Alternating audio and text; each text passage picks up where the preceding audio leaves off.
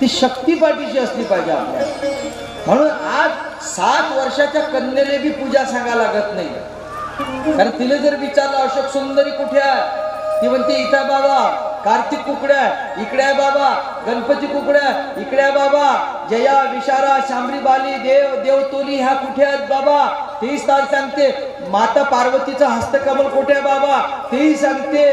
पाणी कुकळून सोडा लागते बाबा, तेही सांगते. मी तर म्हणतो आमच्या आबाला फक्त महादेवाचे पिंड गावात एवढंच माहित होतं, पण पूर्ण महादेवाचा परिवार महादेवाच्या पिंडीवर विराजमान. हे प्रदीप मिश्रापासून चालू झालं. काय झालं? अरे अभ्यास उपे समर्थशी मत्कर्म परम भव मदंतमपि क्रमाने कर्म सिद्धी मवाप्स्यसि. अभ्यास जर केला नाही तर तुम्हाला काय भेटणार? भोलेनाथाची पूजा केल्यानंतर तुम्हाला अपयश कधीच येणार नाही.